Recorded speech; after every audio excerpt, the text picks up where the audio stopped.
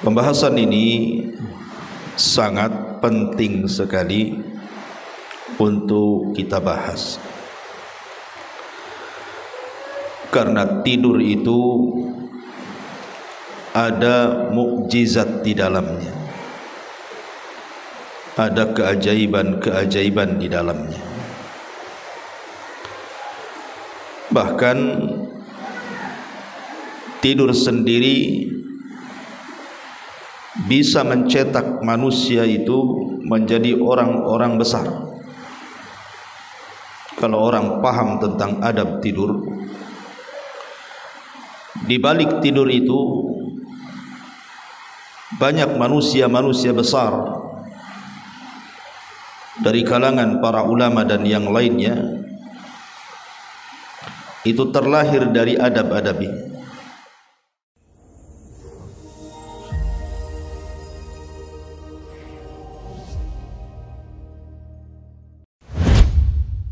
Bismillahirrahmanirrahim. Assalamualaikum warahmatullahi wabarakatuh.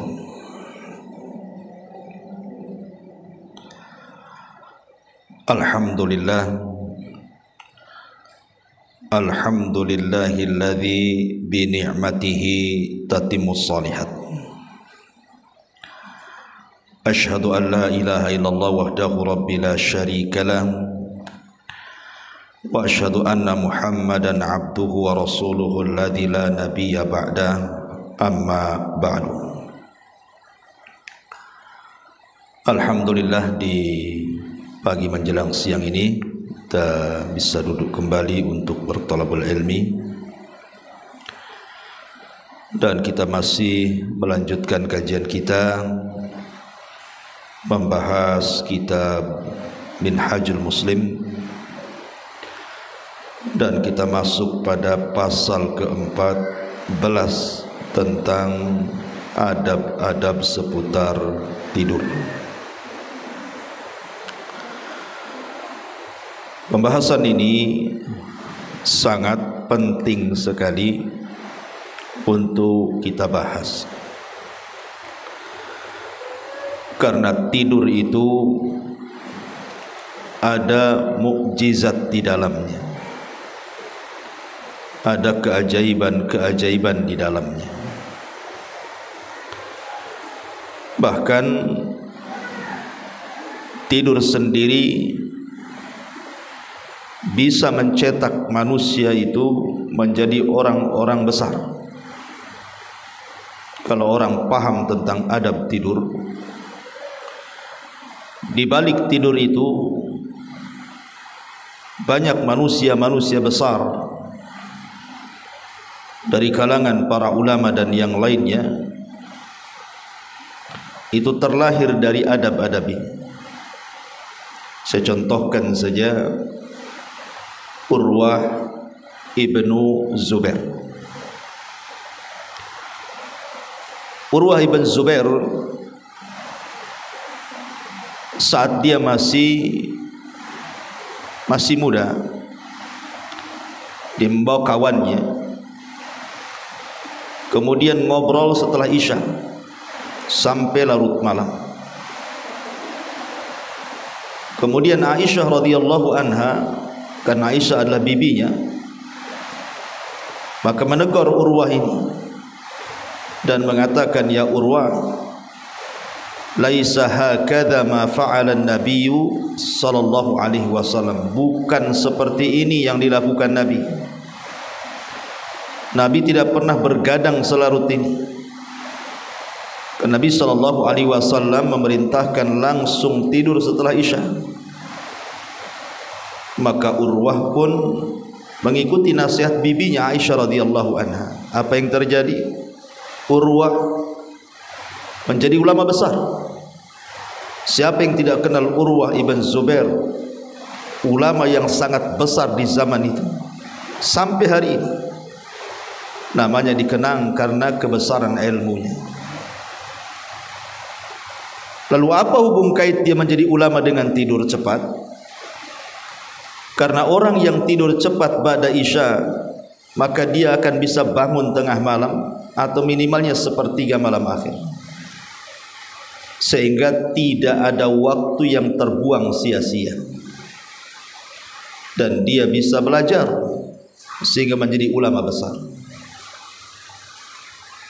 Hari ini terkadang orang meremehkan soal tidur ini. Terkadang orang marah gara-gara ada orang membuang nasi, mungkin kelebihan masak, kemudian tidak habis dan dibuang di tong sampah.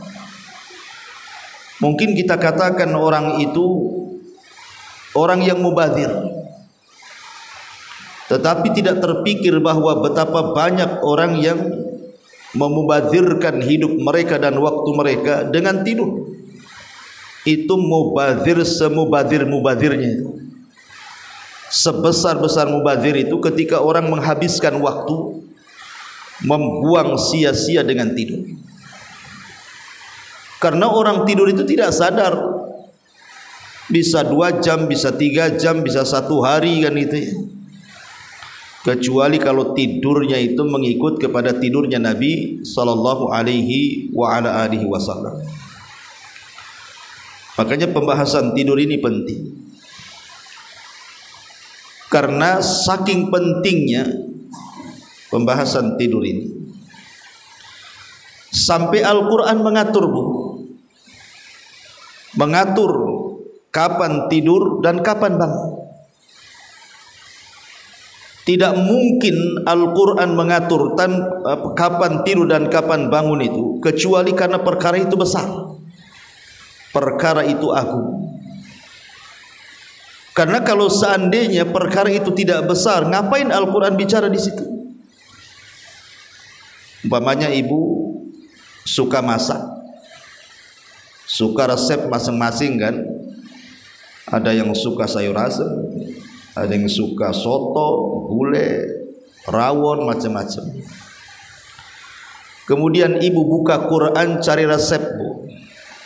Kira-kira ada enggak tuh resep sayur asem di Quran tuh? Atau resep soto, atau resep rawon, atau pecel? Enggak akan dapat, bu.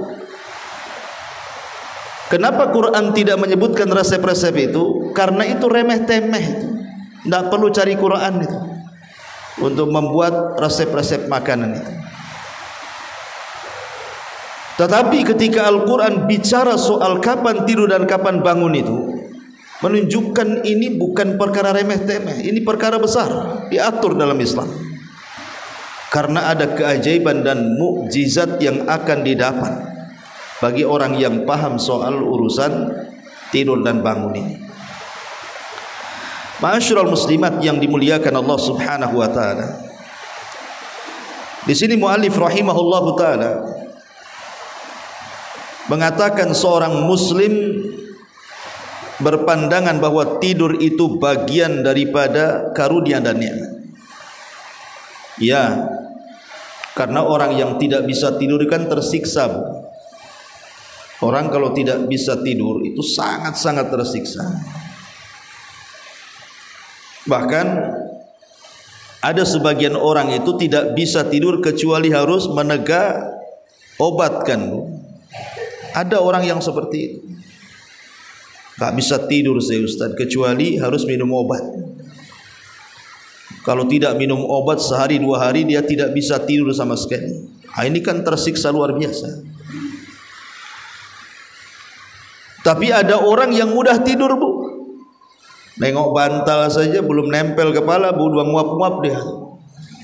Ada orang yang cepat tidur, sekali letak saja sudah ngorok kan dia. Ada orang yang tidur itu dimukodimahi dulu, entah baca dulu sampai capek gitu, padamkan listriknya dan begitu seterusnya. Macam-macam lah orang tidur itu. Tapi yang jelas bahwa tidur itu bagian karunia dan juga nikmat Allah kepada kita.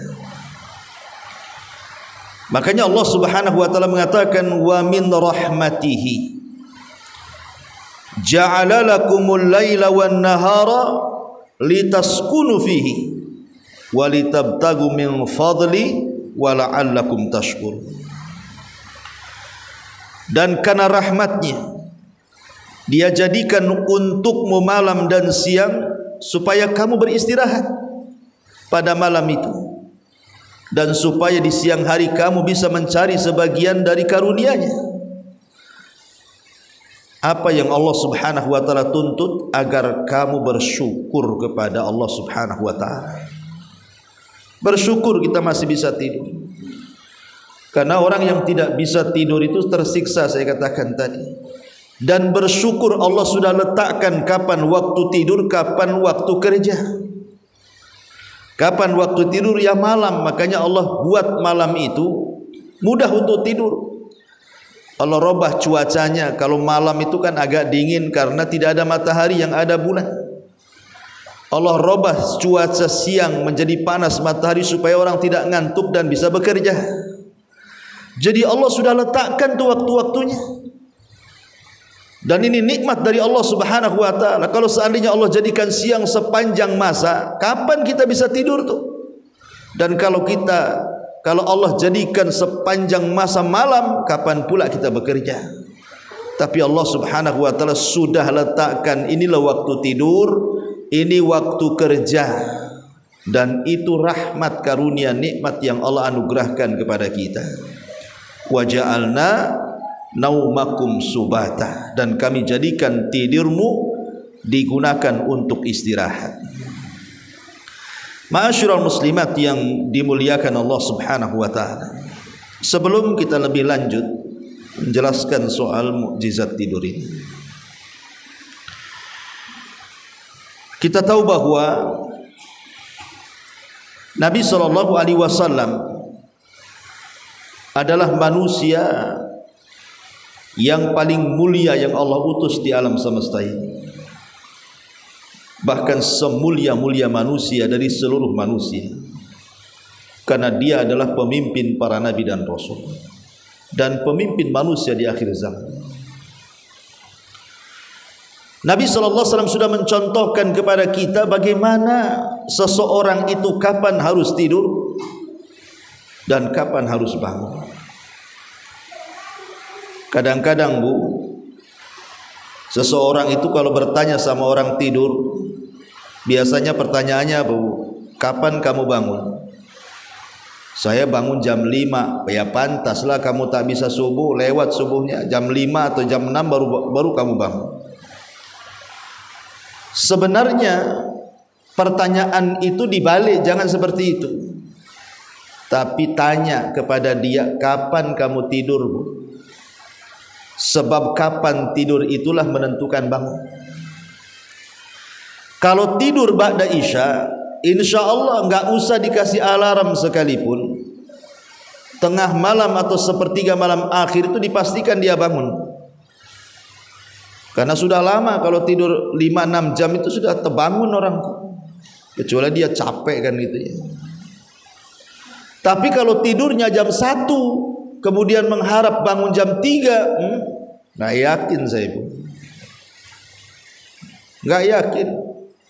Alarm itu yang bunyi kencang itu bukan bunyi alarm, itu disangkanya bunyi suruh tidur, tidur lagi gitu. Itu mungkin salah dengar dia, makanya dia makin ngorok kan. Jadi kalau seandainya orang itu mengikuti gaya Nabi tidurnya, di mana Rasul sallallahu alaihi wasallam tidur itu selepas isya, maka dipastikan orang itu akan bangun cepat. Tak perlu alarm-alarm itu. Perhatikan di dalam surah Al-Muzammil, Allah Subhanahu wa taala berfirman, "Ya ayyuhal muzammil, qumil laila illa qalila, nisfahu aw inqus minhu qalila, aw zid alaihi wa rattilil qur'ana tartila." Wahai orang yang berselimut, maksudnya Nabi, bangun. Lihat, Quran menjelaskan kapan bangun untuk melaksanakan sholat malam, kecuali sebagian kecil, yaitu separohnya atau kurang sedikit dari itu, atau lebih dari 1/2 itu, dan bacalah Al-Quran dengan pelan-pelan atau tartil. Dari ayat ini kita tahu bahwa Nabi SAW itu tidur ada dua gaya. Pertama, tidur nisful lail, separuh malam dia tidur, separuh malamnya dia bangun. Atau 2/3 dia tidur, sepertiganya dia bangun. Itu zahir surah Muzammil tuh. Jadi tidurnya Nabi pada Isya langsung, nanti tengah malam dia bangun. Dan aktivitas Nabi biasanya langsung tahajud dan qiraatul Quran. Atau ditambah sedikit menjadi 2/3 Rasul tidur itu, nanti 1/3 malam akhir bangun, Bu. Begitulah Nabi mengajarkan kapan tidur dan kapan bangun. Kenapa Nabi SAW mengajarkan seperti itu dan Al-Quran juga mencatatnya? Karena saya ulang dari awal, tidur itu sebuah keajaiban dan mukjizat. Orang kalau tidur dari awal malam, walaupun hanya 5 jam atau 6 jam, Bu, maka kita ini akan sehat. Hati kita akan baik dan permasalahan-permasalahan kita akan terurai.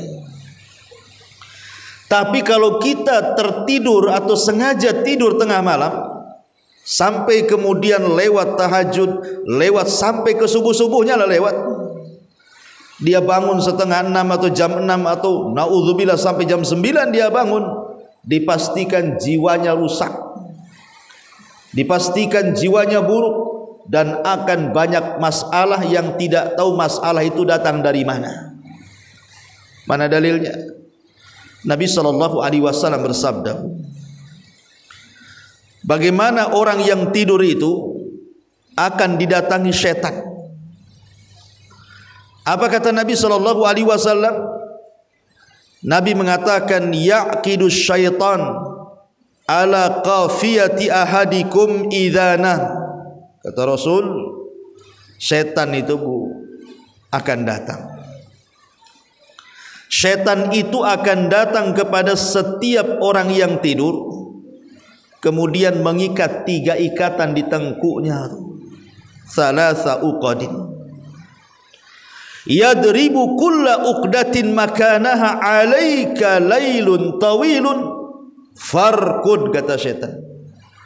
Maka setiap setan itu ngikat 1 ikatan, maka setan akan membisikkan itu di telinga kita, malam masih panjang, tidur. Tidur, malam masih panjang, kata setan tuh. Kemudian diikat lagi 1 ikatan, kemudian setan nyanyi lagi di telinga kita, malam masih panjang, tidur, sampai 3 kali, Bu. Kita dinyanyiin itu sama setan di telinga kita itu, tidurlah, tidurlah, masih panjang loh malam, padahal sudah jam 6 tuh, Bu, ya.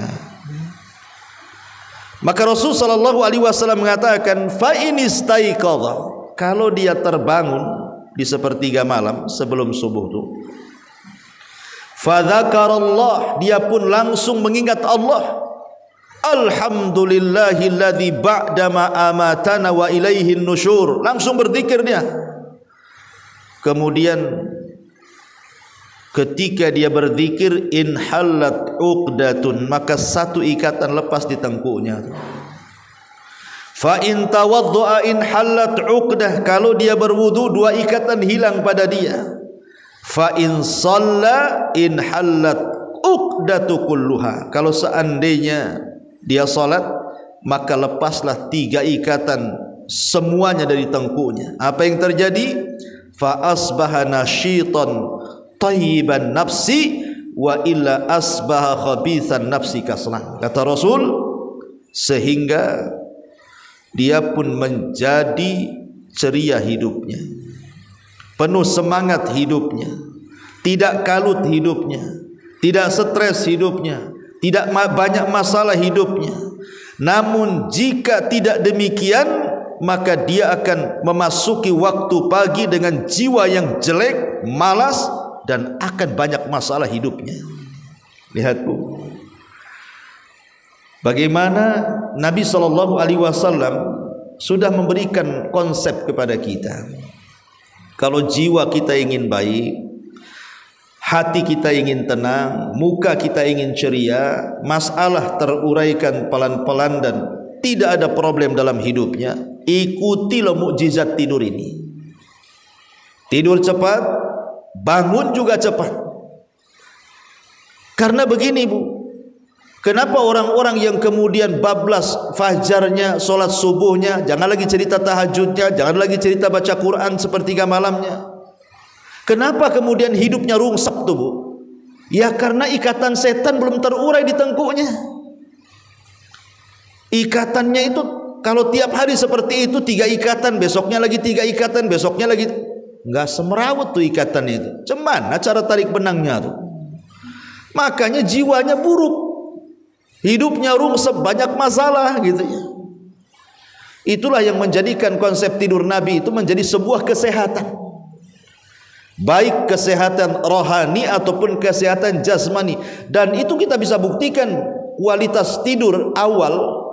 Pamannya habis Isya ibu tidur, kemudian bangun jam 2 atau jam 3, dengan kualitas tidur ibu tidur jam 1 atau jam 2, walaupun bangunnya jam 11 siang Bu, itu beda kualitasnya.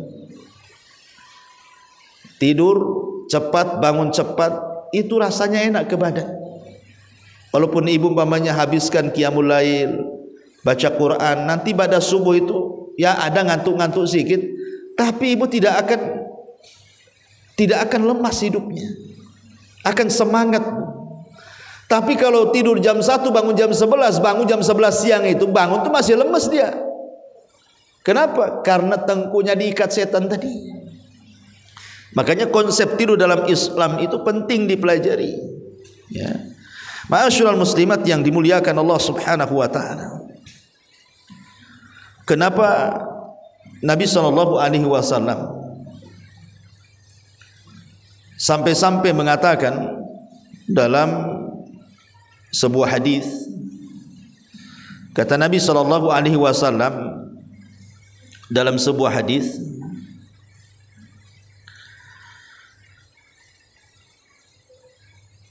disebutkan dari Jabir bin Abdullah radhiyallahu anhu, annahu sami'a an-nabiy sallallahu alaihi wasallam yaqul, Rasul bersabda, idza dakhala ar-rajulu baitahu fa dzakara Allah inda dukhulihi wa inda ta'amihi qala asy-syaitanu la mabita lakum wala asya wa idza dakhala falam yadhkurillaha inda dukhulihi qala asy-syaitanu adraktumul mabita wa idza lam yadhkurillaha inda ta'amihi qala adraktumul mabita wal asya.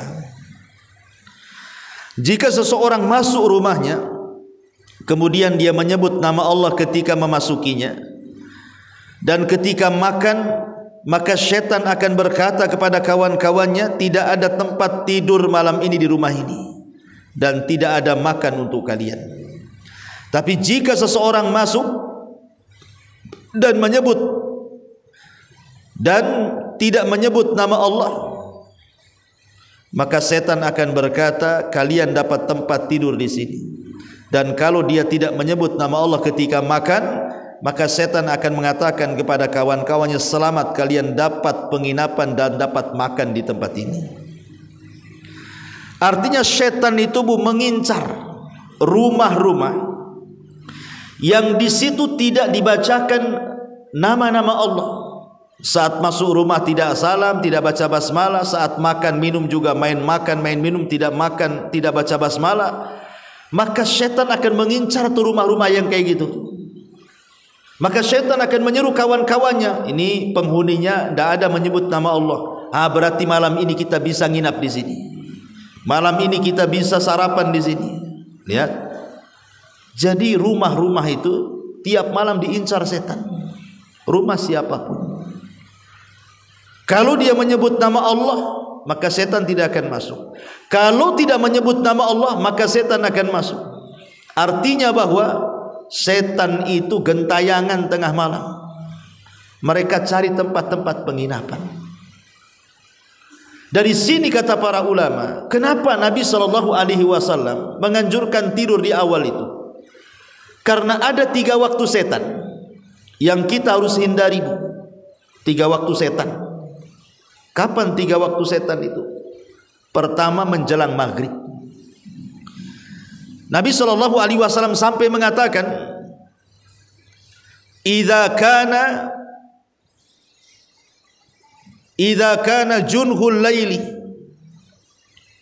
jika malam datang menjelang, artinya ketika matahari mulai terbenam, Bu ya. Maksudnya waktu maghrib itu maksudnya. Fa inna syaitan yantashiru hina idzin. Ingat, setan itu kala itu sedang menyebar di mana-mana. Jadi waktu-waktu maghrib itu setan sedang kemana-mana tuh, menyebar di mana-mana. Kata Nabi sallallahu alaihi wasallam. Kata Nabi sallallahu alaihi wasallam, la tursilu fawashiyakum wasibyanakum. Jangan lepas ternak-ternak hewan kalian dan anak-anak kalian. Jadi jangan sampai kemudian di waktu menjelang maghrib itu, kalau punya ternak tidak cepat dimasukkan ke kandang, kalau punya anak malah dibiarkan main-main di luar gitu ya. Cepat suruh pulang. Masuk nak, langsung tutup jendela, pintu, baca basmalah. Kenapa demikian? Karena fa inna syaitan tanba'itsu, karena setan ketika itu bertebaran di mana-mana, bisa ganggu anak kita tuh. Bisa ganggu masalahnya. Makanya kalau menjelang maghrib ini waktu setan nih, ibu langsung cari anaknya, anak-anak kecil terutama kan, suruh masuk-masuk, tutup jendela, tutup pintu, baca basmalah. Nanti kalau seandainya sudah lewat ya maghrib, maka tidak mengapa punya menjelang isya, ya kan. Maka itu waktu yang pertama. Kemudian waktu yang kedua adalah setelah isya. Setelah isya itu waktu setan. Sampai kapan? Sampai 1/3 malam akhir. Itu waktu setan. Setan sedang bermain-main tuh ba'da isya sampai 1/3 malam. Kenapa sampai 1/3 malam akhir? Karena di 1/3 malam akhir turun malaikat, Bu. Bahkan bukan hanya malaikat yang turun, Allah juga turun. Yanzilu rabbuna ila sama'id dunya fi kulli thuluthil lailil akhir wa dzalika kulla lailatin. Allah itu turun di 1/3 malam akhir, dan itu setiap malam. Kemudian Allah menawarkan kekuasaannya dan mengatakan, man yad'uni fa astajibala wa man yastaghfiruni fa aghfirala wa man yas'aluni fa utiya. Siapa yang berdoa ku kabulkan, siapa yang minta ampun ku ampuni, siapa yang minta ku beri permintaannya. Allah turun, bukan hanya para malaikat. Kalau seandainya para malaikat turun, bahkan Allah turun, setan pun tidak berani berkeliaran. Melihat malaikat saja setan lari. Ingat dalam perang Badar itu, ketika setan menjelma Suraqah ibn Malik. Ketika Jibril datang dengan 5.000 pasukan, Suraqah ibn Malik jelmaan iblis ini tiba-tiba kabur dalam peperangan. Kata orang-orang musyrik Quraisy ini, Suraqah mau kemana? Bukankah kau janji akan bawa pasukan menolong kami? Kata Suraqah, oh tidak, saya ingin lari saja. Fa inni ara ma la tarawna. Aku lihat apa yang kau tidak lihat. Maksudnya malaikat lagi turun, iblis saja ngacir. Jadi 1/3 malam itu setan mulai reda tuh, tidak kemana-mana lagi karena mereka ketakutan melihat para malaikat. Tapi ba'da isya sampai 1/3 malam akhir itu waktu di mana setan bermain-main. Makanya oleh setan itu sengaja orang tidak bisa dibuat tidur. Dibuatnya oleh setan itu disuruh maksiat lah malam-malam itu. Ya, orang-orang yang kurang iman kadang-kadang diarahkan untuk berzina, untuk minum khamr, untuk ke diskotik, nonton bioskop, ataupun perkara-perkara mubah hilang, ngobrol sampai tengah malam ndak masuk. Pokoknya nggak jelas apa yang diobrolkan. Atau mungkin didorong disuruh tiap malam cari kuliner, Bu. Apalagi kuliner sekarang malam-malam yang banyak, Bu ya. Ini yang lagi viral, Ustaz. Tongkrongan tepi danau katanya. Bisalah kita ke sana gitu. nanti besok browsing lagi, ini ada lagi. Setiap malam dia dihabisi dengan kuliner, pulang jam 1 tidur jam 2, bangun pula zuhur. Wah, ini kan masalah, Bu. Ya. Jadi sengaja dipermainkan orang itu. Memang ada yang membolehkan para ulama itu bergadang setelah Isya itu, tetapi pada hal-hal yang bermanfaat. Seperti umpamanya saya nukilkan ucapan Imam Nawawi rahimahullahu taala. Apa kata Imam Nawawi? Wal makruhu minal hadis. Setelah beliau memberikan catatan hadis tentang larangan ngobrol pada Isya, apa kata Imam Nawawi? Wal makruhu minal hadisi ba'dal isya'i huwa ma kana fil umuri allati la maslahata fiha. Amma ma fihi maslahatun wa khairun fala qarahata fihi. Wa dzalika kamudarasatil ilmi wa hikayatis salihin wa muhadathil dhaifi wal urushi litta'nisi wa muhadatsatir rajuli ahli wa auladi limula tafatin wal hajati wa muhadatsatil musafirin. Apa kata Imam Nawawi? Para ulama berkata, makruh hukumnya berbincang-bincang setelah Isya apabila pada perkara-perkara yang tidak ada maslahatnya. Adapun apabila ada maslahatnya, maka baik kalau ada maslahatnya dan maslahatnya itu membawa kebaikan, maka tidak mengapa berbincang setelah Isya. Kemudian Imam Nawawi mencontohkan seperti mempelajari ilmu, menceritakan kisah-kisah orang soleh, berbincang-bincang dengan tamu, atau karena ada acara pernikahan itu kan temporary, kadang sekali-kali saja, nggak mungkin ibu nikah terus kan, sekali aja nikah. Atau berbincang-bincang dan ramah tamah dengan istri dan anak-anak atau dengan suami gitu ya. Atau perbincangan antar musafir. Jadi kalau memang ada maslahatnya tidak ada masalah. Tapi kebanyakan hari ini yang begadang tengah malam itu tidak ada maslahatnya, Bu. Nonton bola, nobar gitu kan. Ya, kadang-kadang kemudian ibu udah kenyang sebenarnya, masih juga ngajak, bang ayo kita sana nongkrong di warung kopi sana katanya. Tuh ada itu makanan enak di sana. Akhirnya habis gitu saja waktu, mubazir. Ya. Kalau seandainya satu butir nasi, Bu, satu butir nasi yang kita buang saja akan ditanya di hadapan Allah tuh, akan dipertanggungjawabkan tuh makanan-makanan yang kita buang itu. Maka yang lebih besar lagi yang akan dipertanggungjawabkan adalah soal waktu yang kita buang percuma. Itu kan membuang-buang waktu namanya. Baik membuang-buang waktu dengan memperbanyak tidur gitu ya, ataupun memperbanyak waktu sengaja tidak tidur-tidur, padahal waktunya tidur gitu ya. Ini semua akan ditanya. Makanya kenapa Al-Quran itu lebih banyak bersumpah dengan waktu, karena waktu itulah yang berjalan dengan kita dan yang akan ditanya oleh Allah Subhanahu wa taala. La tazalu qadama abdin hatta yus'al an arba. Tidak mungkin bergeser anak Adam kecuali ditanya 4 perkara. Semua bicara waktu.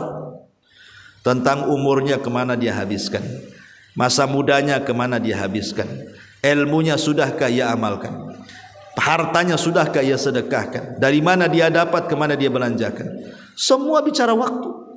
Umur waktu, masa muda waktu, nyari ilmu waktu, belanjakan harta juga waktu. Semua butuh waktu dan semua akan ditanya. Ya. Makanya kemudian di sini dibolehkan itu hanya dalam perkara-perkara yang ada maslahatnya saja. Seperti namanya thalabul ilmi, mungkin ada kajian pada Isya kan, umumnya kajian di Batam pada Isya ya ada masalah karena dalam rangka mencari ilmu.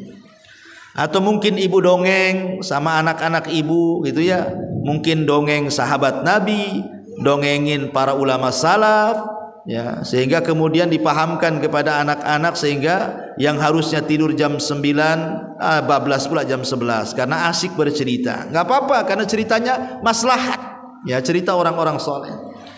Atau karena ada tamu ya, namanya tamu kan temporary bukan kan, ada mungkin jarang-jarang keluarga dari kampung datang ke Batam, gak enak gitu kalau kita tidur kita temani dia ngobrol gitu ya, tidak ada masalah ya. Atau karena sebuah undangan pernikahan atau yang menikah itu sendiri karena walimahnya sampai malam, ya gimana lagi, apalagi ibu bantu pula masak di situ, ya. Ataupun bersandau gurau, bercanda, beramah tamah dengan keluarga, itu pun sekali-kali, ya. Jangan terus setiap malam, jangan terbuang-buang waktu begitu saja. Ma'asyiral muslimat yang dimuliakan Allah Subhanahu wa taala. Di sini mu'alif rahimahullahu taala kemudian menyebutkan beberapa adab tidur itu. Satu, tidak menunda waktu tidurnya. Satu, tidak menunda waktu tidurnya sesudah sholat isya kecuali karena keperluan darurat. Seperti yang tadi saya sudah jelaskan, mengulangi pelajaran ilmu, murajaah, atau berbincang-bincang dengan tamu, atau bercengkrama dengan istri. Dan ini disebutkan, kata mu'alif rahimahullahu ta'ala, Abu Barzah telah meriwayatkan bahwa Nabi SAW tidak menyukai tidur sebelum sholat isya dan ngobrol sesudahnya. Jadi Rasul tidak suka tidur sebelum isya, artinya tidur setelah maghrib itu Rasul tidak suka. Kalau ibu habis maghrib jangan tidur, Rasul tak suka. Atau kemudian bergadang tuh tengah malam setelah isya itu, ya. Alasan kenapa Nabi SAW melarang, tidak boleh berbincang-bincang setelah isya itu, dikatakan oleh Al-Hafidz Ibnu Hajar rahimahullahu taala, was-samaru ba'daha qad yuaddi ila an-naumi 'anis subhi aw an waqtihal mukhtar aw an qiyamil laili, wa kana Umar bin Al-Khattab yadribun nas ala dzalika wa yaqul asamaran awwalal laili wa nauman akhirahu. Kata Al-Hafidz Ibnu Hajar rahimahullahu taala ketika memberikan catatan larangan ngobrol setelah isya, bergadang setelah isya bisa menyebabkan ketiduran. Dan itu bisa kita rasakan kan Bu ya. Kalau seandainya begadang tengah malam kemudian sampai jam 1 Bu, jangan lagi cerita adab-adab tidur. Nggak ada cerita tuh adab-adab tidur itu dilakukan. Karena kalau sudah begadang ngantuk Bu, itu orang langsung lesehan itu. Nengok bantal langsung tidur. Nggak ada cerita wudu, nggak ada cerita doa sebelum tidur, nggak ada ini, nggak ada itu, nggak ada tuh. Hilang adab-adab tidurnya. Itu dia akibatkan begadang. Karena menyebabkan ketiduran. Bahkan ketiduran itu nantinya sehingga tidak sampai melaksanakan subuh alias bablas subuhnya, atau kesiangan ketika sholat subuh, harusnya subuh jam 5, subuh pula lah jam 7 gitu ya. Bahkan terlewat padanya sholat malam, sehingga Umar bin Al-Khattab radhiyallahu an memukul orang-orang yang bergadang ngobrol tengah malam itu sambil mengatakan, apakah mereka begadang di awal malam dan tidur di akhir malam? Ya. Sampai Umar radhiyallahu an membuat aturan, ya, bahwa tidur cepat itulah tidur Nabi. Ma'asyiral muslimat, itulah alasan kenapa Nabi melarang ngobrol kecuali ada maslahatnya, karena tadi yang dikhawatirkan kewajiban yang harusnya dilaksanakan ditinggalkan, hal-hal yang tidak berpahala pula dilakukan, bahkan yang berdosa pula dilakukan dia, naudzubillah. Ya.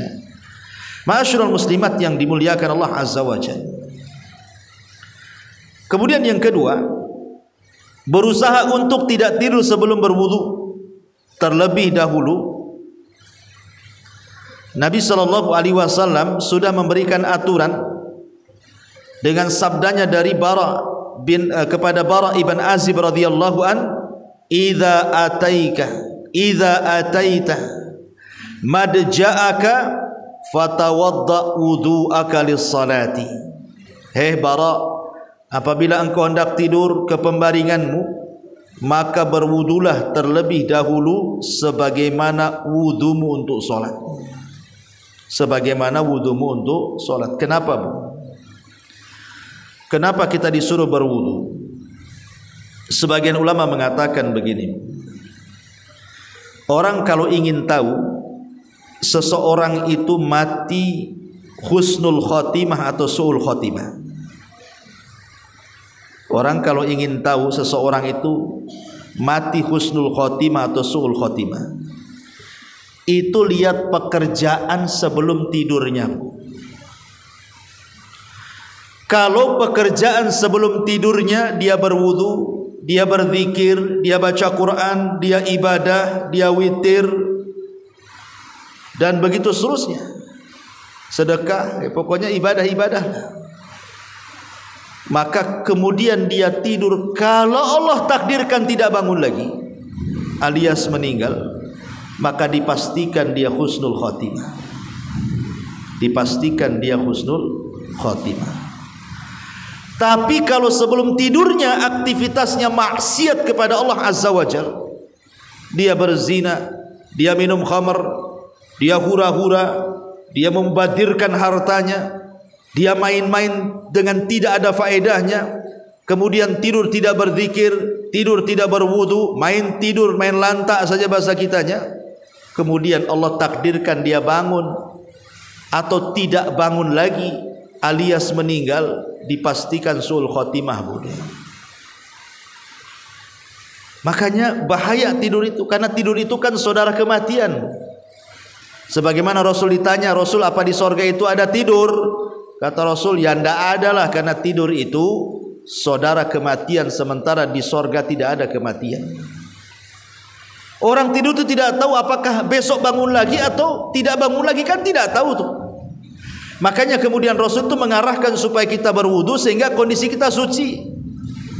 Dan kalau orang kemudian dia memulai aktivitas sebelum tidurnya berwudu dan aktivitas-aktivitas doa-doa yang diajarkan Rasul, maka saat dia tidur, Bu, tidurnya jadi ibadah. Lihat, seorang muslim saja tidurnya pun jadi ibadah tuh. Bahkan kalau dia tidur, di samping kiri malaikat, di samping kanan dan kirinya ada malaikat. Jadi kalau kita berguling ke arah kanan, malaikat sebelah kanan mengatakan, ya Allah ampuni orang ini, ya Allah rahmati orang ini. Kalau badan kita berguling ke sebelah kiri, maka malaikat di sebelah kiri mengatakan, Allahumma gfir lahu, Allahumma arhamhu, ya Allah ampuni orang ini, ya Allah rahmati orang ini. Kan enak, Bu, tidur saja didoakan malaikat tuh. Tidur loh didoakan malaikat. Maknanya tidurnya seorang mukmin itu ibadah. Ya. Tapi banyak orang-orang tidur itu bukan malaikat di samping kiri kanan, yang ada setan yang ada di samping kiri kanan. Tidurlah, malam masih panjang, dibuatlah mimpi macam-macam di situ. Nah ini kan tidak seperti itu seorang mukmin itu. Makanya setelat-telatnya bangun seorang mukmin itu kapan, Bu? Kapan seorang mukmin telat bangun? Di azan pertama. Ya. Jadi setelah telatnya bangun seorang mukmin itu di azan pertama. Azan itu kan ada dua azan subuh tuh, Bu. Ada azan pertama kalau di zaman Rasul, yang melantunkan azan pertama itu Bilal. Ya. Kemudian ada azan subuh alias azan kedua, dan yang melantunkan azan kedua itu Abdullah ibnu Ummi Maktub. Karena Rasul itu punya 4 muadzin. Satu di Mekah namanya Abi Mahdurah, muadzin Masjidil Haram. 2 di Kuba, di Masjid Kuba yang pertama kali dibangun Nabi, namanya Sa'ad Al-Qaradi Maula Ammar ibn Yasir. Dan yang ketiga dan yang keempat di Masjid Nabawi, pertama Bilal ibn Rabah, dan itu pemimpin para muadzin. Kemudian wakilnya Abdullah ibnu Ummi Maktum, seorang buta, sahabat yang buta, yang turun surah Abasa kepada Nabi SAW. Jadi kalau mendengar suara azan Bilal berarti azan pertama. Kalau mendengar suara azannya Abdullah ibn Ummi Maktum berarti azan subuh. Apa fungsinya azan pertama untuk azan kedua? Fungsinya untuk membangunkan yang tidur siap-siap sholat subuh. Karena jarak dari azan pertama ke kedua itu tidak lama. Kata Nabi SAW, qadra khamsina ayat, seperti orang membaca 50 ayat Quran. Anggaplah 20 menit lah kan sebelum subuh, itulah bangun. Itu setelah telatnya bangun tuh. Di azan pertama 20 menit sebelum azan kedua. Harusnya seperti itu aturannya, supaya jangan sampai kemudian telat subuhnya. Sebab ke 20 menit sebelum subuh kan adalah aktivitas, bisa mandi dulu kalau yang mandi, ya bisa menghilangkan ngantuk dulu kalau masih landing pesawat kepalanya kan gitu ya. Bisa dulu istirahat dulu, atau bisa witir dulu, atau bisa membaca Quran walaupun seayat 2 ayat dulu, kan ada mukadimahnya tuh, sehingga ketika masuk subuh itu sudah nggak ngantuk ya. Nah, itulah kenapa aturan itu seketat itu dalam Islam. Kapan bangun, kapan tidur gitu ya. Karena memang ada mukjizat besar di situ. Ada keajaiban tidur itu. Itu kalau yang ikut aturan. Dan ibu bisa tanyalah ke dokter mana saja, ke kesehatan mana saja, kualitas tidur orang yang tidur di awal waktu dengan orang yang tidur di akhir waktu tuh. Beda jauh kualitasnya, Bu. Baik dari kesehatan, baik dari segi kesemangatan, jauh ya, karena memang di dalam tidur itu kalau mengikuti tidur Nabi ada mukjizat. Kemudian yang ketiga, hendaknya tidur tidak dimulai dengan miring. Hendaknya tidur dimulai, hendaknya tidur dimulai dengan miring ke lambung, ke sebelah kanan. Kenapa? Kenapa mesti tidur ke arah lambung sebelah kanan? Karena biasanya orang yang tidur, dan ibu bisa praktekkan lah ya, miring ke sebelah kanan, ke lambung kanan itu biasanya nggak nyenyak, Bu. Itu kalau mendengar suara-suara terkejut tuh biasa bangun. Beda kalau tidur terlentang, ya itu lama bangunnya. Tapi kalau miring ke kanan, ke lambung kanan, itu cepat bangunnya. Karena begini, Bu, Nabi SAW tidur berapa waktu? Berapa kali? Tidur Nabi loh, Bu, itu berapa kali? Tidur Nabi itu 3 kali, Bu. Tidur Nabi itu 3 kali. Kalau kita berapa kali, Bu? Kalau kita bukan tidurnya 3 kali, makan yang kita 3 kali itu ya. Rasul itu tidur setelah Isya, kemudian bangun separuh malam, atau ditambah 2/3 tidur, kemudian 1/3 malam dia bangun. Ini waktu pertama Rasul tidur, dan ini tidur terpanjang Nabi. Jadi tidur terpanjang Nabi itu dimulai dari ba'da Isya. Nanti tengah malam dia bangun, atau 2/3 malam dia tidur, 1/3 malamnya dia bangun. Itu pokok tidurnya Nabi ya. Kemudian yang kedua, Nabi itu tidur nanti setelah melaksanakan qiyamul lail. Nabi itu kalau melaksanakan qiyamul lail kan panjang, Bu. Kata Aisyah radhiyallahu anha, jangan kau tanya berdirinya, indahnya, panjangnya, jangan kau tanya ruku sujudnya. Ruku dan sujudnya, rukunya sama dengan berdirinya, sujudnya sama dengan rukunya. Panjang Rasul itu. Kadang-kadang mengulang-ulang ayat Al-Quran sambil menangis ya. Lah nanti kalau sudah dekat-dekat subuh, Bu ya, setelah melaksanakan sholat sunnah 2 rakaat, namanya sholat sunnah fajar, itu kan ada waktulah kira-kira 10 menit sebelum subuh ya kan. Maka Rasul tidur lagi tuh. Jadi sebelum subuh Rasul tidur lagi, tapi bukan tidur betulan, tidak. Tidur miring ke sebelah lambung kanan. Kemudian telapak tangan dijadikan bantal. Nah, itu waktu tidur kedua tuh, menjelang mendekati subuh. Ya, namanya tidur ittija namanya. Ustaz, kalau saya tidur nih 10 menit sebelum subuh, bablas lah tuh tidur saya katanya. Subuh saya bisa hilang lah. Iya, kalau tidurnya model ibu-ibu pakai bantal, pakai kasur, ya bangun jam 7, Bu ya.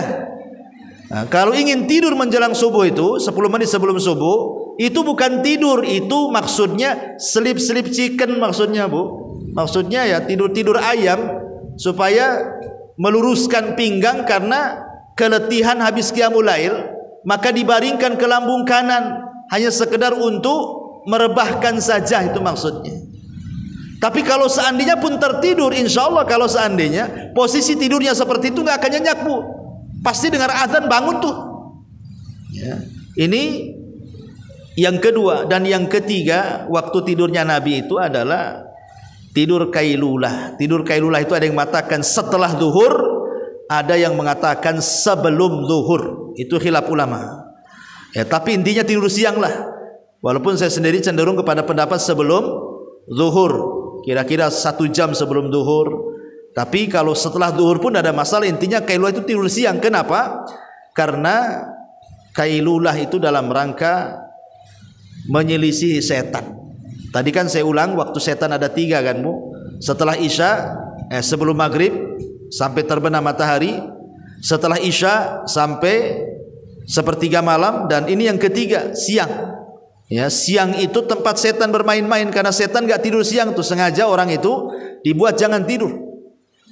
Karena fungsi kailulah itu, maksudnya tidur siang itu supaya kita bisa bangun malam. Dan kailulah itu tidak usah lama-lama. Ya bisa 15 menit, bisa 20 menit, bisa setengah jam lah gitu. Itu juga hanya rebahan-rebahan saja. Kalau di kantor ya cukup kita sandarkan di kursi, ataupun mungkin direbahkan di meja. Kalau dia supir, taksi, angkot atau apa, ya tinggal direbahkan saja di kursi mobil gitu ya.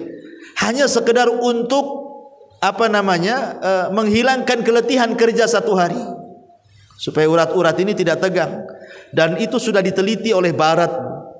Orang yang membiasakan tidur walaupun sedikit di siang hari, itu bisa menyehatkan jantung dan tidak akan terkena penyakit stroke. Tapi walaupun seandainya Barat tidak menelitilah soal kenapa Islam itu menganjurkan tidur siang walaupun sedikit, walaupun tidak tidur betulan, hanya rebah-rebahan, dan itu kesehatannya luar biasa, dan itu bagian mukjizat kan, anggaplah Barat tidak meneliti, tetap kita yakini bahwa dalam perbuatan Nabi itu ada maslahat kebaikan, dan pasti ada pahala di dalamnya. Bukan hanya pahala, ada kesehatan, ada kebaikan, ada maslahat. Karena tidak mungkin Rasul melakukan sesuatu yang sia-sia kan begitu. Ya, ma'asyiral muslimat yang dimuliakan Allah Subhanahu wa taala. Kemudian yang ketiga kata muallif, yang keempat, jangan tidur dengan badan telungkup, karena itu tidurnya penduduk neraka atau tidur yang tidak disukai Allah. Jadi ibu telungkup, maksudnya tidur di atas perut, itu namanya perutnya direbahkan, ditelungkupkan, enggak boleh. Ya, itu tidurnya penduduk neraka seperti itu. Makanya Rasul mengatakan innaha dij'atu ahlin nar. Tidur yang seperti itu adalah berbaringnya penduduk neraka. Dalam riwayat innaha dij'atun la yuhibbuhallah. Itu tidur yang Allah tidak suka di situ. Ya Ibu ya. Kecuali ibu lagi diurut, ya enggak mungkin lah telentang. Kan diurut punggungnya kan Bu ya. Ya, ibu lagi kerokan, ya terpaksalah ibu telungkup. Tapi habis diurut kerokan, jangan kemudian tidur. Jadi kalau suami lagi diurut sama ibu lagi dikerok, kemudian dia kan telungkup tuh Bu, tiba-tiba habis diurut kok ngorok, bangunkan. Jangan dibiarkan, bangunkan, bang, jangan tidur kayak gitu. Itu tidurnya posisi penuh neraka tuh. Takut-takut gitu. Ya, jadi suruh telentang ataupun ke lambung sebelah kanan. Taib. Kemudian yang nomor 5, hendaklah mengamalkan zikir-zikir yang diajarkan. Salah satunya subhanallah walhamdulillah wallahu akbar 33 kali. Ataupun la ilaha illallah wahdahu la syarikalah lahul mulku wa lahul hamdu wa huwa ala kulli syai'in qadir. Ataupun yang dinasihatkan Rasul kepada Ali, membaca tahmid 33 kali, membaca takbir 43 kali, dan membaca tasbih 33 kali. Jadi semua 100. Tasbih 33, tahmid 33, dan takbir 34. Jadi 100. Kemudian yang berikutnya juga ini doa yang sangat bagus sekali. Ya, kalau bisa ibu hafalah. Yang ini nih, ya. Di mana Nabi SAW mengajarkan bismikallahumma wada'tu jambi wa bismika arfa'uhu Allahumma in amsakta nafsi faghfir laha wa in arsaltaha fahfadha bima tahfadhu bihi salihin min ibadika. Allahumma inni aslamtu nafsi ilaika wa fawwadtu amri ilaika wa alja'tu dhahri ilaika astaghfiruka wa atubu ilaika. Amantu bi kitabika alladhi anzal wa binabika alladhi arsal faghfirli ma qaddamtu wa ma akhartu wa ma asrartu wa ma a'lantu wa ma anta a'lamu bihi minni antal muqaddim wa antal muakhir la ilaha illa anta rabbi kini adzabaka yauma tab'atsu ibadah. Dengan menyebut namamu ya Allah, aku letakkan sisi kanan tubuhku ini kepadamu, dan dengan menyebutmu ya Allah pula aku mengangkatnya. Ya Allah, jika engkau mengambil jiwaku setelah tidur ini, maka ampuni dosaku. Jika engkau melepaskan, maka peliharalah ia sebagaimana pemeliharaanmu kepada hamba-hambamu yang saleh. Ya Allah, sesungguhnya aku serahkan jiwaku kepadamu, dan aku pasrahkan urusanku kepadamu. Aku sandarkan punggungku kepadamu. Aku memohon ampunan, bertobat kepadamu. Aku beriman dengan Quran yang kau turunkan, dengan Rasul yang kau utus. Maka ampunilah bagiku dosa-dosaku yang telah lalu dan yang akan datang, dosa yang aku lakukan secara sembunyi-sembunyi ataupun yang terang-terang, dosa-dosaku yang engkau lebih mengetahui isinya daripada diriku. Engkaulah yang maha mendahulukan dan engkau pula yang maha mengakhirkan. Tiada Tuhan yang berhak disembah melainkan engkau. Ya Rabbku, lindungilah aku dari azabmu pada hari engkau membangkitkan hamba-hambamu. Kenapa saya anjurkan doa ini, Bu? Karena dalam riwayat yang lain, Bu, Nabi SAW mengatakan, idza asbahta asbahta ala khairin wa idza mitta mitta alal fitrah. Kalau setelah ibu baca doa ini, kemudian Allah masih menghidupkan kita di pagi hari, maka kita akan dihidupkan dalam kondisi Allah berkahi dengan kebaikan. Tapi kalau Allah takdirkan kita mati, maka kita akan diwafatkan di atas fitrah, di atas tauhid, husnul khotimah, itu maksudnya. Jadi kenapa kemudian dianjurkan? Luar biasa, karena doa ini ya menjadikan kita selamat saat tidur dan menjadikan nilai tidur kita ini ibadah. Kemudian jika terbangun di tengah malam, hendaklah membaca la ilaha illallah wahdahu la syarikalah lahul mulku wa lahul hamdu wa huwa ala kulli syai'in qadir subhanallah walhamdulillah wa la ilaha illallah allahu akbar la haula wa la quwwata illa billahi thumma qala allahumma ighfirli. Tidak ada Tuhan yang berhak disembah selain Allah semata. Tidak ada sekutu baginya, kepunyaannya lah segala kerajaan, segala puji baginya. Dia maha kuasa atas segala sesuatu, maha suci Allah, segala puji bagi Allah. Tidak ada Tuhan yang berhak disembah kecuali Allah. Allah maha besar dan tidak ada daya dan upaya kecuali pertolongan Allah. Kemudian dia mengucapkan, ya Allah ampuni dosa-dosaku. Intinya bahwa perbanyak zikir. Intinya perbanyak zikir sebelum tidur. Ya, kalaupun tidak hafal yang panjang-panjang, yang paling masyhur sajalah alhamdulillahilladzi ahyana ba'dama amatana wa ilaihi nusyur. Minimalnya inilah ya, segala puji bagi Allah yang menghidupkan kami kembali setelah kematian. Minimalnya bismikallahumma amutu wa ahya. Ini doa tadi, doa setelah bangun tidur ya. Jadi minimalnya kalau memang ibu tidak hafal yang panjang-panjang, ya bismikallahumma amutu wa ahya, dengan menyebut namamu ya Rabb, aku mati dan aku hidup. Kemudian bangun tidur juga membaca alhamdulillahilladzi ahyana ba'dama amatana wa ilaihi nusyur, dalam bentuk kita masih dihidupkan. Karena betapa banyak orang yang tidur tidak hidup lagi, maka syukuri kita masih dibangkitkan kembali, masih hidup dan tidak mati dengan menyebut alhamdulillah, segala puji bagi Allah yang telah menghidupkan kita setelah mematikan, maksudnya menidurkan, dan hanya kepada Allah lah kami akan dikumpulkan. Ma'asyiral muslimat yang dimuliakan Allah Azza wa Jalla, adapun secara khusus, ya, adab-adab tidur memang di sini singkat ya mu'alif ya. Tapi kita coba baca saja secara singkat. Yang pertama, tafakur. Malam ini tempat tafakur, memikirkan kuasa-kuasa Allah, bagaimana Allah munculkan bintang-bintang, bagaimana ada bulan, bagaimana langit digelapkan, dan begitu seterusnya. Ini tidak mungkin dilakukan kecuali Allah yang melakukannya.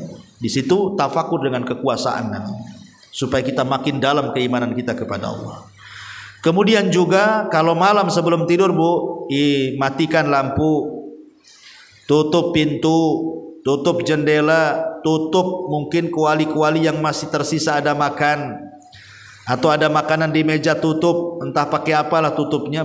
Jangan lupa baca basmalah, karena sesuatu yang kita tutup dan kita baca basmalah, setan tidak mungkin mampu membukanya. Kemudian juga tadi saya jelaskan disunahkan berwudu, kemudian mengebut tempat tidur, dan membaca basmalah.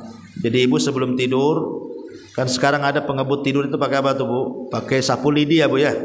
Atau kalau tidak ada sapu lidi pakai sarung atau pakai kain lah, dikebut dan baca basmalah. Ya, itu juga termasuk adab tidur, supaya dikhawatirkan entah ada binatang-binatang kecil, ibu tidur tidak tahu kan, kemudian masuk ke dalam baju, masuk ke telinga, masuk ke hidung, dan begitu seterusnya, maka itu fungsinya.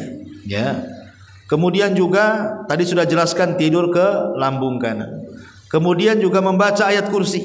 Ini penting ayat kursi itu, karena yang menyarankan untuk membaca ayat kursi sebelum tidur itu justru setan.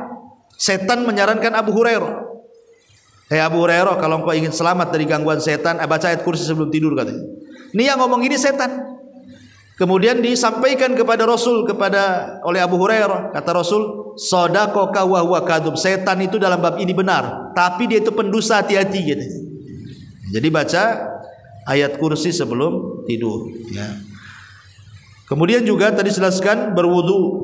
Kemudian juga disunahkan seseorang kalau bermimpi buruk, seandainya ibu tidur mimpi buruk nih Bu ya. Satu Bu, langsung ta'awud. Kemudian yang kedua, meludah ke arah kiri 3 kali. Kemudian yang ketiga, posisinya putar. Jangan di tempat itu lagi, nanti nyambung mimpinya. Jadi kok ada episode kedua jadinya. Jadi kalau bisa ganti posisi, entah kepalanya yang tadinya ke utara jadi ke selatan, atau yang tadinya dari timur ke barat, pokoknya gantilah posisi. Atau suaminya, kalau yang punya suami, "Bang, abang tidur sini, saya di situ." Nah, pokoknya intinya ganti posisi. Ya. Kemudian yang ketiga, jangan dipikir mimpi buruk, karena mimpi buruk tidak mungkin terjadi, itu gangguan setan. Ya, supaya jangan nanti kepikiran masuk lagi ke mimpi kan itu. Jadi itu 4 perkara ya.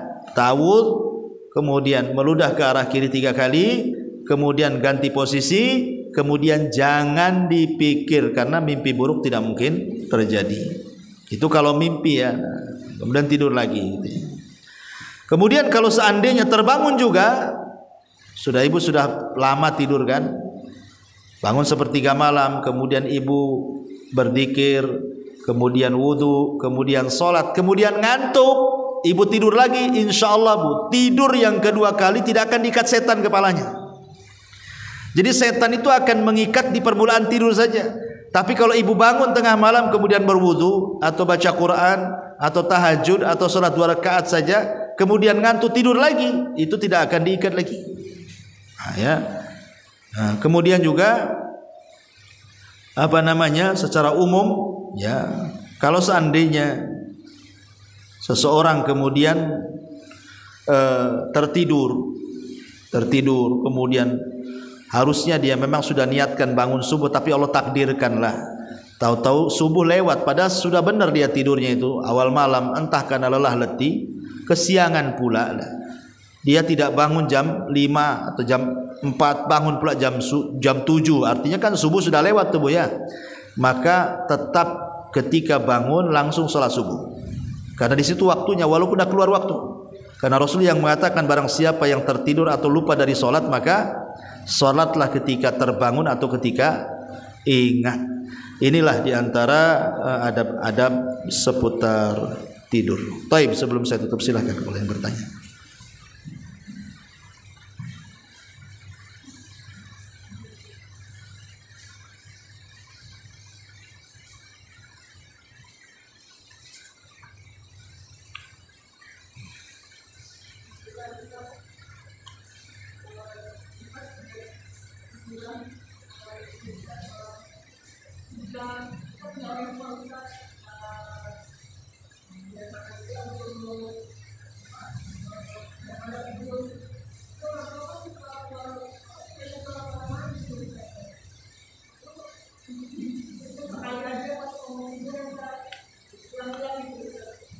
Apa itu?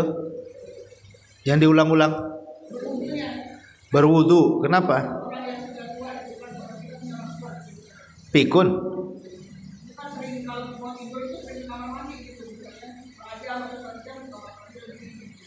Oh, itu was-was itu, Bu. Iya. Tidak, wudu sekali aja mau tidur. Kalaupun seandainya kentut ya, pemanya kan ibu tidur. Tidur nyenyak itu kan membatalkan. Secara logika, pemanya tidur ini nyenyak itu membatalkan wudu. Yang tidak membatalkan wudu itu tidur yang tak nyenyak. Karena kalau tidur nyenyak kan kita tidak tahu entah kentut entah apa kan itu ya. Tidur itu sunnah saja, sunnah sebelum tidur kita wudu. Ya. Sekarang logika gini, Bu. Ibu berhubungan dengan suami, otomatis kan hadas besar kan, Bu? Kan ibu wudu saja nggak menghilangkan hadas besar. Wudu itu menghilangkan hadas kecil. Wudu itu yang menghilangkan hadas besar itu mandi, ya kan? Tapi karena mungkin ibu nih malas atau dingin atau nanti besok pagi aja mandinya, atau secara kesehatan pun kurang bagus kalau mandi di bawah jam 12 banyak kan, takut kena rematik atau apa gitu kan. Kan nggak ada masalah, tapi wudhu ini tetap sunnah hukumnya, walaupun tidak menghilangkan hadas besar, karena nggak mungkin wudhu menghilangkan hadas besar kan ya, tapi kan sunnah sebelum tidur wudhu, gitu maksudnya. Untuk apa ya, sudah lakukan saja kan, ada ibadat yang sifatnya ta'abudi ya, Rasul perintahkan ya sudah kita lakukan, nggak usah banyak tanya, wudhu saja. Wudhu sudah kemudian tidur. Wallahu a'lam.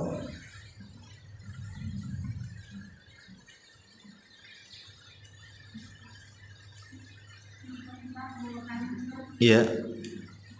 Seandainya ini rumah tempat kita tinggal, tapi tidak semua kamar ditempati karena faktor keadaan anak-anak udah nggak di rumah di asrama gitu. Itu bagaimana cara kita tempat tidurnya harus kita rapikan seperti biasa atau tempat tidurnya kita segel atau gimana kan? Karena tidak semua kamar bisa kita tempati. Itu takutnya dikhawatirkan ada setannya atau gimana?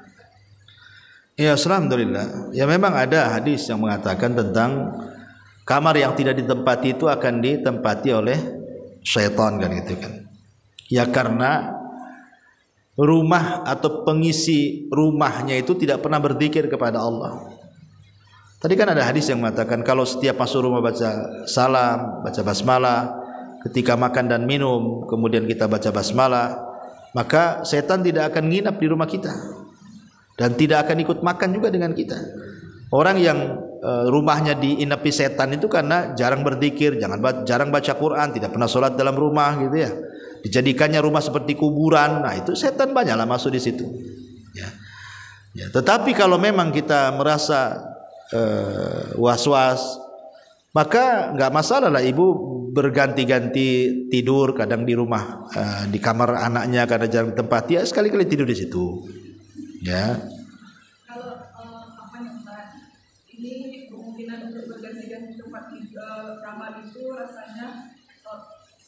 susah gitu. Soalnya saya nggak bisa tidur pindah-pindah tempat gitu. Terus rata-rata dalam apa ini suami saya sering kapal gitu kan. Yang bekerja di luar kota. Istri kami tidurnya cuma di tempat kamar kita aja gitu. Ya sudah, nggak masalah.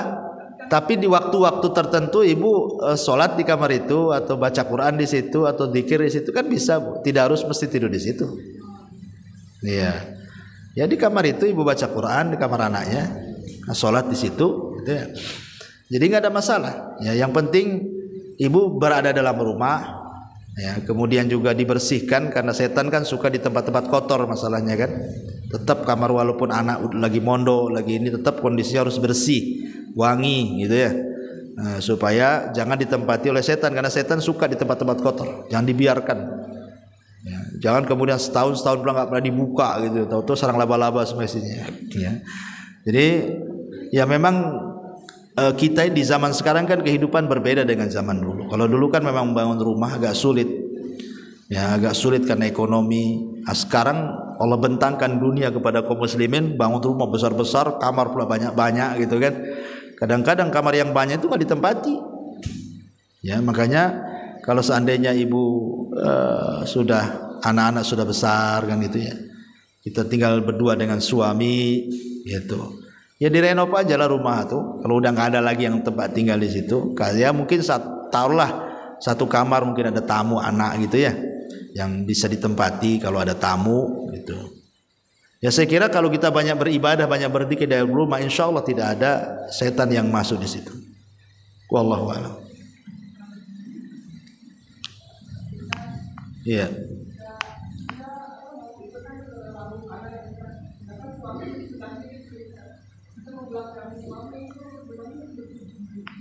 Tidur belakangi suami.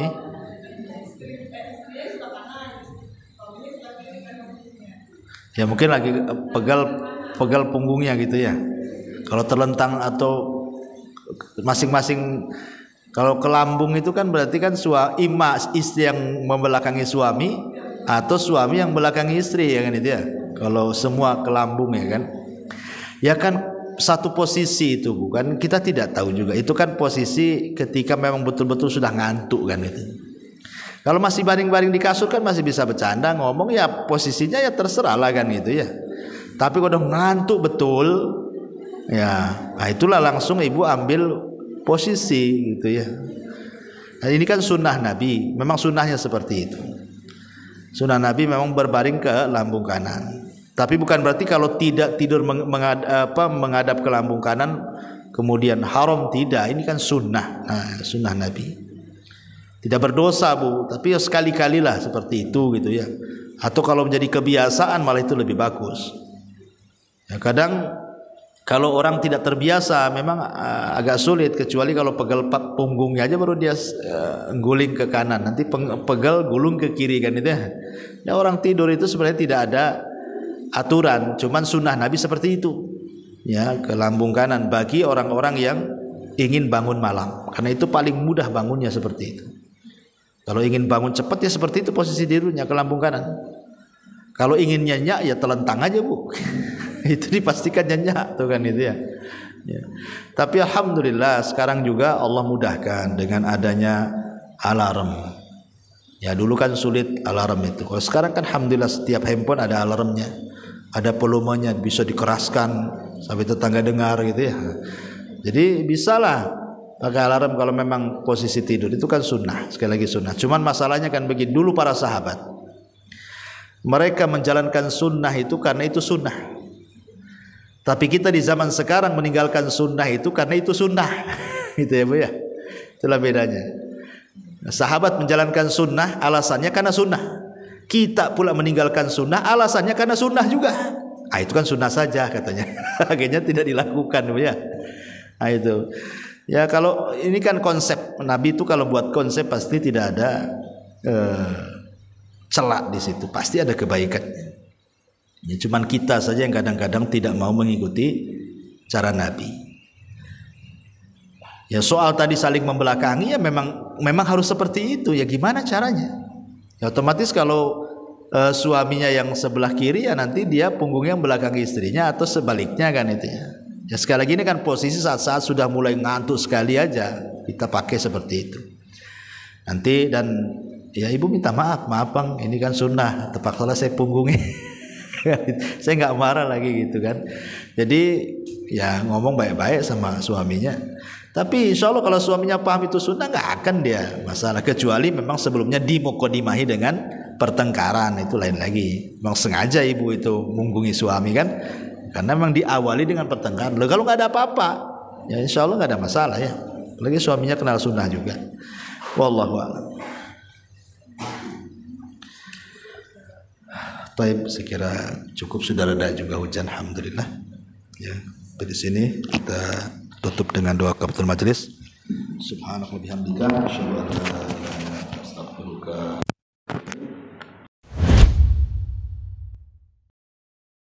Intinya bahwa tolong berakhlak kepada Allah. Membahas tafsir dari surah Al-Imran.